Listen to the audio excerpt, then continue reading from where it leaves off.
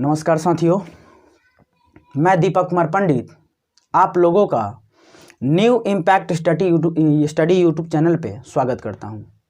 आइए आज हम लोग 12वीं क्लास के गणित का एक लेसन जिसका नाम है मैट्रिक्स, इसके बारे में पढ़ते हैं कि क्या होता है मैट्रिक्स, कैसे इसको सूचित किया जाता है, कितना प्रकार होता है, ये सब पढ़ेंगे। सबसे पहले हम लोग मैट्रिक्स जानने से पहले दो बात जान लेते हैं। देखिए, किसी भी तल में रेखाओं को दो तरह से खींचा जाता है, एक क्षैतिज रेखा और एक जो होता है वो आपका कहलाता है ऊर्ध्वाधर रेखा। तो देखिए, जो रेखाएं पृथ्वी के तल के समांतर यानी इस टाइप से जिन रेखाओं को खींचा जाएगा उन रेखाओं को कहेंगे क्षैतिज रेखा, और इस टाइप से जिन रेखाओं को खींचा जाएगा उन रेखाओं को कहेंगे ऊर्ध्वाधर रेखा। तो अगर आपसे कोई पूछे क्षैतिज रेखा क्या होता है, अंग्रेजी में इसको हॉरिजॉन्टल लाइन कहा जाता है।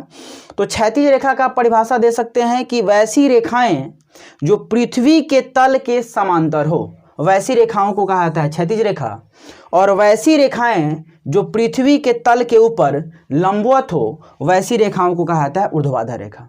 तो इस टाइप से कोई रेखा खींच देंगे तो क्षैतिज रेखा, और इस टाइप से कोई रेखा खींच देंगे तो इसको ऊर्ध्वाधर रेखा कहा जाएगा। अब आइए हम लोग जानते हैं मैट्रिक्स क्या होता है। तो देखिए, अगर पूछा जाए कि मैट्रिक्स क्या होता है तो मैट्रिक्स और कुछ नहीं, संख्याओं को आयताकार रूप में सजाने का एक तरीका होता है। ठीक है, मतलब मैट्रिक्स जो है एक सजावट का तरीका है, संख्याओं को आयताकार रूप में। अब ध्यान से समझिए, इसका परिभाषा अगर हम लोग बनाना चाहें तो दे सकते हैं बना करके कि mn संख्याओं का वैसा आयताकार सजावट, परिभाषा आप दे सकते हैं कि mn संख्याओं का वैसा आयताकार सजावट जिसमें m क्षैतिज कतार और n ऊर्ध्वाधर स्तंभ हो। मतलब mn संख्याओं का वैसा आयताकार सजावट जिसमें m क्षैतिज कतार और n ऊर्ध्वाधर स्तंभ हो, उसे हम लोग कहेंगे कि मैट्रिक्स है। मैट्रिक्स को अंग्रेजी वर्णमाला के कैपिटल लेटर से सूचित किया जाता है, और मैट्रिक्स का जो संकेत होता है, मैट्रिक्स का जो नोटेशन होता है वो 3 गो होता है। या तो किसी मैट्रिक्स को इस ब्रैकेट के अंदर लिख सकते हैं, नहीं तो आप इसके अंदर लिख सकते हैं, और नहीं तो एक और है इस, मतलब कि मैट्रिक्स का 3 नोटेशन होता है, 3 तरह से इसको प्रदर्शित किया जा सकता है। तो यहां से हम लोग 3 बात सीखे। सबसे पहला, मैट्रिक्स क्या है? तो मैट्रिक्स mn संख्याओं का एक आयताकार सजावट होता है जिसमें m क्या है तो ये क्षैतिज कतार होते हैं, और n जो क्या होते हैं, ये ऊर्ध्वाधर स्तंभ होते हैं। क्षैतिज कतारों को अंग्रेजी में इसमें कहेंगे हम रोज, और ऊर्ध्वाधर स्तंभ जो होता है इसको अंग्रेजी में कहा जाएगा कॉलम। ठीक है, तो mn संख्याओं का वैसा आयताकार सजावट जिसमें m क्षैतिज कतार तथा n ऊर्ध्वाधर स्तंभ हो, उसे कहा जाएगा अवयव। ठीक है, अब इसमें ये क्षैतिज कतार जो होते हैं इनको अंग्रेजी में रो कहेंगे, और जो ये ऊर्ध्वाधर स्तंभ होते हैं इनको कॉलम कहा जाएगा। दूसरा पॉइंट यहाँ से हम लोग ये सीखें कि मैट्रिक्स का नामकरण जो है हमेशा अंग्रेजी वर्णमाला के कैपिटल लेटर से किया जाएगा। ठीक है, और तीसरा पॉइंट ये है कि मैट्रिक्स का संकेत 3 तरह से हो सकता है। ऐसे लिखा जाएगा तो भी मैट्रिक्स है, ऐसे लिखा जाएगा तो भी मैट्रिक्स है, और इसके अंदर अवयव लिखेंगे तो भी मैट्रिक्स है। जैसे अगर हम लिख देते हैं a बराबर 2 3 4 5 तो ये भी मैट्रिक्स है। अगर इस तरह से लिख देंगे 2 4 3 5 तो ये भी मैट्रिक्स है, और अगर इस तरह से लिख देंगे 2 3 4 5 तो ये भी हमारा मैट्रिक्स है। लेकिन 2 बात ध्यान रखिएगा, यहां से किसी भी मैट्रिक्स को लिखते समय याद रखिएगा, ये जो मैट्रिक्स के अंदर लिखा गया है 2 4 3 5, इसको कहा जाता है मैट्रिक्स के अवयव। मतलब कि मैट्रिक्स जिनसे मिलकर बना होता है उन नंबरों को या उन फंक्शनों को उस मैट्रिक्स का अवयव कहते हैं, एलिमेंट कहते हैं। तो इस मैट्रिक्स में देखिएगा तो 1 2 3 4 गो अवयव है, यानी 2 4 3 5 इस मैट्रिक्स ए के अवयव कहलाएंगे। अब यहां से ध्यान से समझिएगा, कभी भी मैट्रिक्स को लिखते समय मैट्रिक्स के अवयवों के बीच में कॉमा का प्रयोग नहीं किया जाता है। अगर आप इस तरह से लिख दे रहे हैं 2 3 और फिर कॉमा 4 फिर कॉमा 5, तो ये याद रखिएगा ये मैट्रिक्स को लिखने का तरीका नहीं है। तो यहां से मैट्रिक्स को लिखते समय मैट्रिक्स के अवयवों के बीच कॉमा का प्रयोग नहीं किया जाता है और ये 2 4 3 5 जो है ये मैट्रिक्स के अवयव कहलाते हैं। अब यहां से आपके मन में एक प्रश्न बन सकता है कि क्या अवयव यहां पे क्या क्या हो सकते हैं, क्या कोई रियल नंबर होगा, कोई फंक्शन होगा, इमेजिनरी नंबर होगा, कॉम्प्लेक्स नंबर होगा, क्या क्या हो सकता है, तो उस पर चर्चा कर लेते हैं। यहां तक कोई दिक्कत नहीं है, अगर दिक्कत है तो वीडियो को रिपीट करिए फिर देखिए। अब यहां से समझते हैं।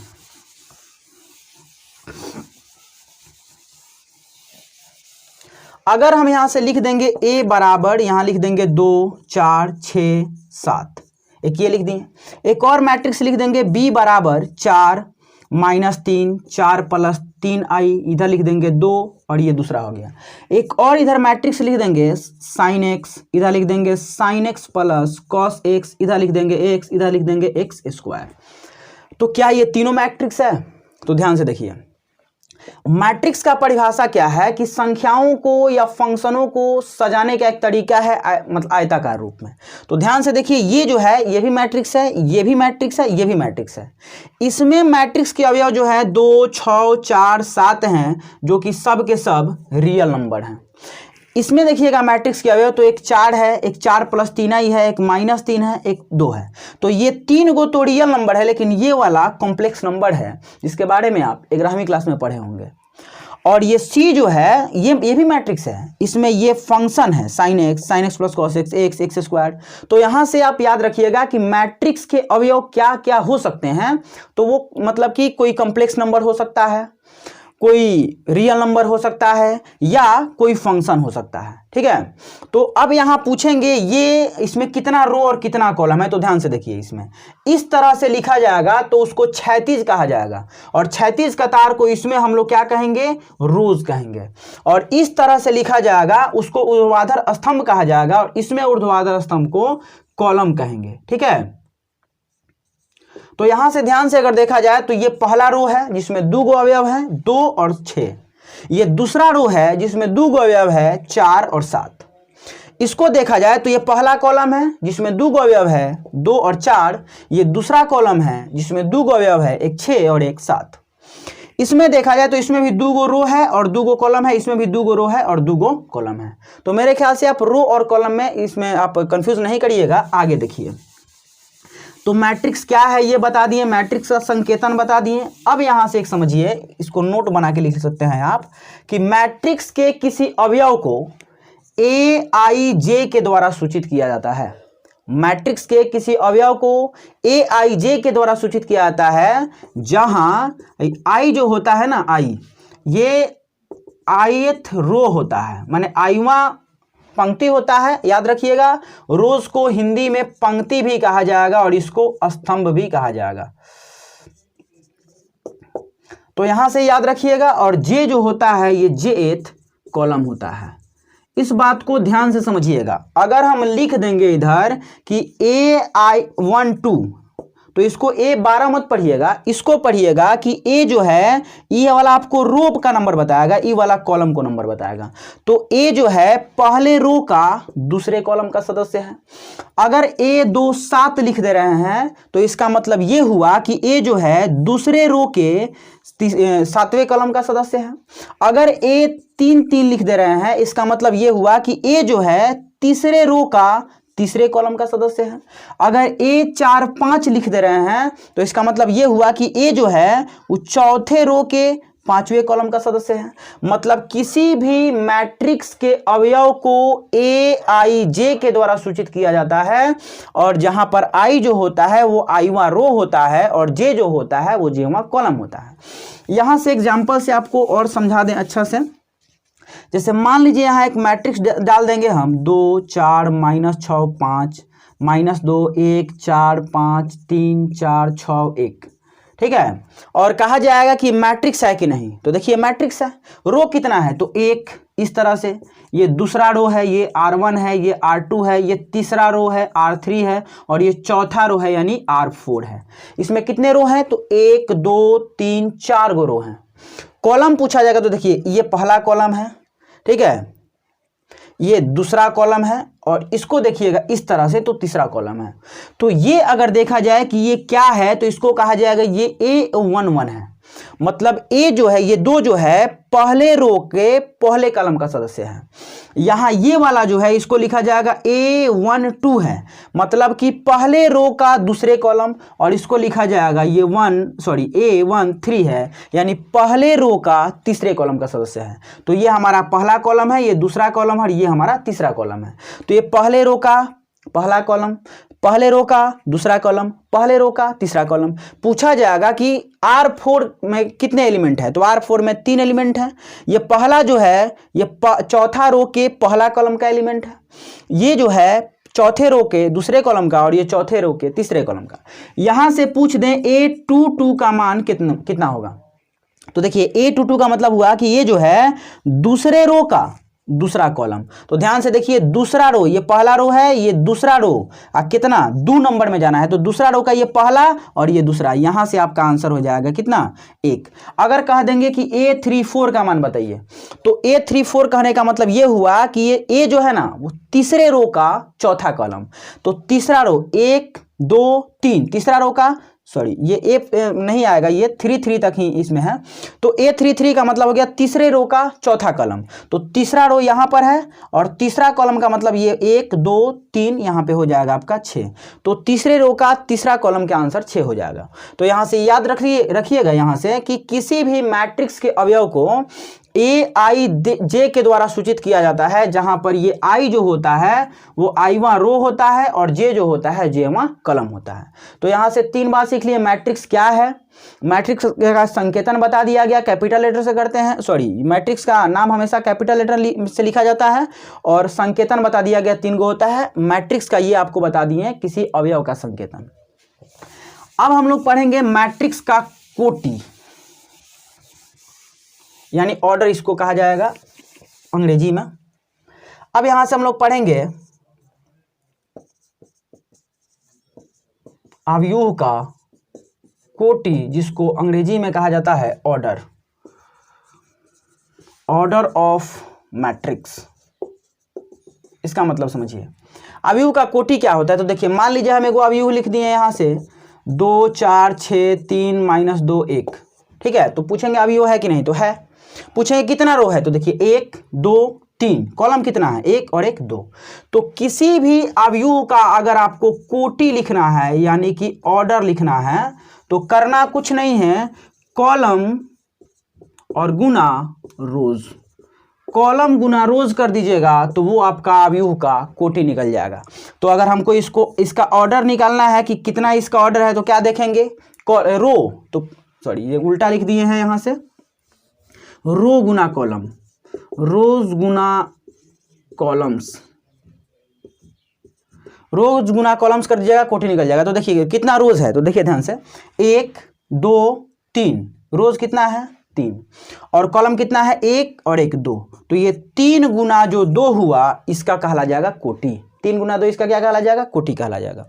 तो अवयव का कोटि मतलब हो गया कि रोज गुना कॉलम, मतलब कितना रोज और कितना कॉलम है उसका गुना करा के गुणनफल के रूप में लिख दीजिएगा, तो कोटि निकल जाएगा। लेकिन अगर पूछेंगे कुल अवयव कितने हैं, कुल अवयव इसमें कितना है, तो करना कुछ नहीं है, ये गुना के रूप में लिखिएगा तो कोटि, और गुना करा के लिखिएगा तो ई कहला जाएगा अवयव। तो जब भी आपसे पूछा जाएगा किसी अवयव का कोटि, तो निकालने का तरीका याद रखिएगा, रोज इंटू कॉलम के रूप में लिख दीजिएगा तो वो कोटि कहलाएगा, और अगर रोज गुना कॉलम का गुना करा के लिख दीजिएगा तो वो आपका कहला जाएगा अवयवों का संख्या। जैसे मान लीजिए यहाँ पे हम दे दिए b बराबर दे देंगे 2 sin x, इधर x डाल देंगे, इधर y डाल देंगे, इधर x + y डाल देंगे, और पूछेंगे इसका कोटि बताइए।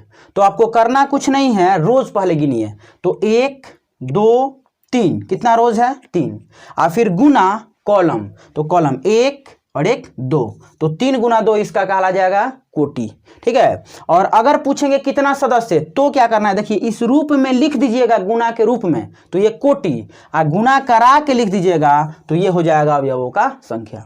तो मेरे ख्याल से आपको कोटि भी समझ में आ गया होगा। तो अवयव क्या है, अवयव को कैसे सूचित करते हैं, अवयव का नाम कैसे लिखा जाता है, या अवयव का कोटि क्या होता है, ये सब बता दिया गया। अवयव के किसी अवयव का संकेतन ही बता दिए। अब हम लोग पढ़ेंगे अवयवों का प्रकार।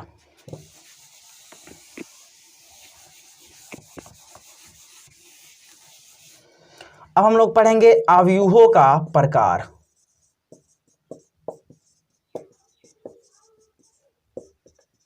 तो ये देखिए अवयवों का प्रकार क्या होता है। देखिए अवयव का टाइप जो होता है जनरली तो 10 होता है, ठीक है, सामान्यतः 10 होता है, लेकिन इसके अलावा 1-2 और भी होता है, तो 10 ही पढ़ा जाएगा। सबसे पहला इसमें जो होता है उसको कहा जाता है क्षैतिज अवयव। क्षैतिज अवयव जिसको अंग्रेजी में कहा जाता है हॉरिजॉन्टल लाइन, हॉरिजॉन्टल मैट्रिक्स। तो ये समझिए क्षैतिज अवयव क्या होता है। क्षैतिज अवयव का मतलब हो गया वह अवयव जिसमें कॉलम्स की संख्या ज्यादा हो रोज की संख्या से। कॉलम को हम लोग हिंदी में स्तंभ कहते हैं और इसको हिंदी में पंक्ति कहा जाता है।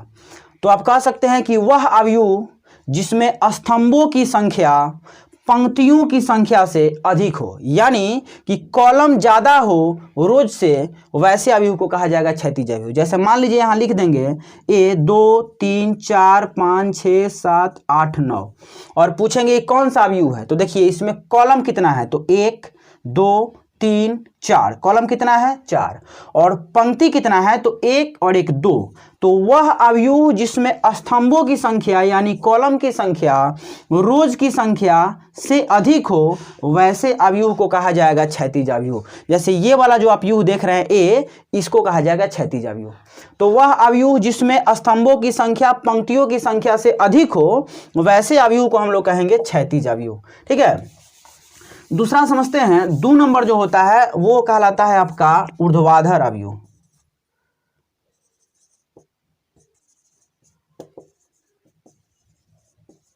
इसको अंग्रेजी में कहा जाएगा वर्टिकल मैट्रिक्स। ये क्या होता है समझिए, उसी का उल्टा। इसमें क्या था, इसमें कॉलम ज्यादा था रो से, और इसमें क्या होगा, रो ज्यादा होगा। ठीक है, रोज ज्यादा होगा किससे, कॉलम से। यानी कि कह सकते हैं कि वैसे अवयव जिनमें पंक्तियों की संख्या यानी रोज का संख्या कॉलमों की संख्या से अधिक हो, यानी कॉलम्स से ज्यादा अगर रोज है, मतलब कि स्तंभ जितना है उससे ज्यादा अगर पंक्ति है, तो उसको कहा जाएगा ऊर्ध्वाधर अवयव। जैसे लिख देंगे A बराबर 2 4 6 5 2 3 और पूछेंगे कि कौन सा अवयव है, तो ध्यान से देखिए, इसमें पहले रोज देखिए 1 2 3, रोज कितना है 3, कॉलम देखिएगा तो 1 और 1 2, कॉलम कितना है 2, तो कॉलम 2 है और रोज कॉलम 2 है रोज 3 है, मतलब कॉलम का संख्या ज्यादा है और रोज का संख्या कम है, तो इसको कहा जाएगा ऊर्ध्वाधर अवयव। देखने से भी आपको लग रहा होगा ऊर्ध्वाधर था ये, तो यहां से याद रखिएगा क्षैतिज और कॉलम इन दोनों को एक साथ याद रखिएगा। क्षैतिज अवयव का मतलब हो गया वैसे अवयव जिनमें कॉलम ज्यादा होगा रोज कम होगा, और वैसे अवयव जिनमें रोज ज्यादा होगा कॉलम्स कम होगा, उसको कहा जाएगा ऊर्ध्वाधर अवयव। तो दोनों में कोई दिक्कत नहीं है। अब आगे हम लोग पढ़ेंगे तीसरा टाइप, इसको कहा जाता है पंक्ति अवयव। पंक्ति अवयव जिसको अंग्रेजी में कहा जाता है रो मैट्रिक्स। तो ये क्या होता है इसको समझिए। इसका एकदम सिंपल सा परिभाषा है, वह अवयव जिसमें रोज का संख्या जो है कितना हो, 1 हो। वह अवयव जिसमें रोज यानी पंक्ति का संख्या केवल 1 हो, वैसे अवयव को कहते हैं पंक्ति अवयव। जैसे लिख देंगे A बराबर, इधर डाल देंगे 2 3 4 5, तो इसको कहा जाएगा पंक्ति अवयव। देखिए कितना रो है, एक ही रो है जिसमें 4 गो सदस्य है, 1 2 3 4। तो वह अवयव जिसमें पंक्ति केवल 1 हो, चाहे कॉलम जितना भी क्यों ना हो, तो वह अवयव जिसमें पंक्तियों की संख्या केवल 1 हो, उसको कहा जाएगा पंक्ति अवयव। चौथा जो होगा वो आपका होगा स्तंभ अवयव, जिसको कहा जाएगा कॉलम मैट्रिक्स। अब ये क्या होता है, तो देखिए एक पंक्ति है मतलब एक रो है, तो उसको कहा जाएगा पंक्ति अवयव, और वह अवयव जिसमें एक ही कॉलम हो। जैसे लिख देंगे यहाँ B बराबर, इधर लिख देंगे 2 3 4, तो इसमें कॉलम कितना है, मात्र 1, चाहे रो कितना ही क्यों ना हो। तो यहाँ से 4 प्रकार अभी बताएं, इसको ध्यान से समझिए। सबसे पहला बताया है क्षैतिज अवयव। तो बता सकते हैं वह अवयव जिसमें स्तंभों की संख्या पंक्तियों की संख्या से ज्यादा हो, माने रो ज्यादा होगा कॉलम से, तो कहा जाएगा आपका क्षैतिज अवयव। अगर पूछा जाएगा ऊर्ध्वाधर अवयव, तो बता सकते हैं कि वह अवयव जिसमें रोज अधिक हो कॉलम से, यानी पंक्ति अधिक हो स्तंभ से, तो कहलाएगा ऊर्ध्वाधर अवयव। और पंक्ति अवयव बता सकते हैं एक रोज होगा, और स्तंभ अवयव बता सकते हैं एक ही कॉलम होगा। तो चारों में कोई दिक्कत नहीं है। अब आगे पढ़ते हैं।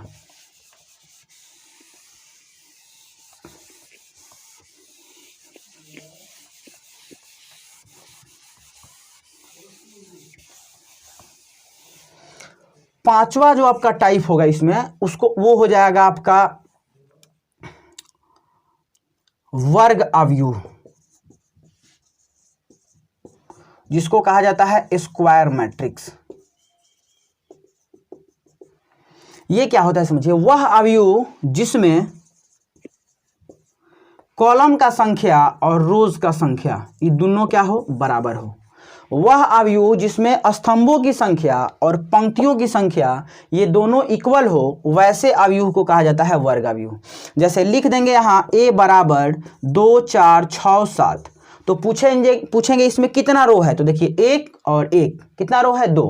कॉलम पूछेंगे तो 1 और 1, कॉलम भी कितना है 2, तो number of row is equal to 2 और नंबर ऑफ कॉलम भी कितना है 2, यानी 2 बराबर 2। मतलब कि वह अवयव जिसमें जितना रो हो उतना ही कॉलम हो। अच्छा, ऐसे भी कह सकते हैं कि वह अवयव जिसमें स्तंभों की संख्या और पंक्तियों की संख्या दोनों बराबर हो, वैसे अवयव को कहते हैं वर्ग अवयव। जैसे यहां लिख देंगे 2 4 6 7 8 9, पूछेंगे क्या वर्ग अवयव है, तो नहीं है। कोई पूछेगा क्यों, तो बताइएगा क्योंकि इसमें रो कितना है 2, कॉलम कितना है 3। तो अगर कोई वैसा अवयव है जिसमें रो और कॉलम दोनों बराबर है, तो उसको कहा जाएगा वर्ग अवयव। छठा समझ लेते हैं, इसको कहते हैं आयत अवयव। आयत अवयव, अंग्रेजी में इसको कहा जाता है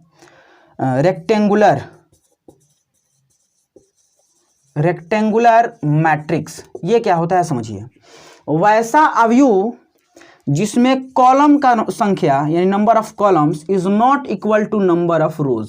मतलब वैसा अवयव जिसमें पंक्तियों की संख्या स्तंभों की संख्या के बराबर ना हो, माने दोनों अलग अलग हो, वैसे अवयव को कहते हैं आयत अवयव। जैसे लिख देंगे b बराबर 2 4 6 7 8 9, तो ध्यान से देखिएगा, तो यहाँ पर रो कितना है 3 है, और सॉरी रो कितना है 2 है, और कॉलम कितना है 3 है। मतलब रो जो है 3 है और कॉलम, रो जो है वो 1 और 1 2 है, और कॉलम जो है वो 1 2 3 है, और ये दोनों बराबर नहीं है, इसलिए इसको कहा जाएगा आयत अवयव। तो अभी आपको 6 प्रकार का बताया गया, 4 प्रकार का और है, नेक्स्ट वीडियो में हो जाएगा।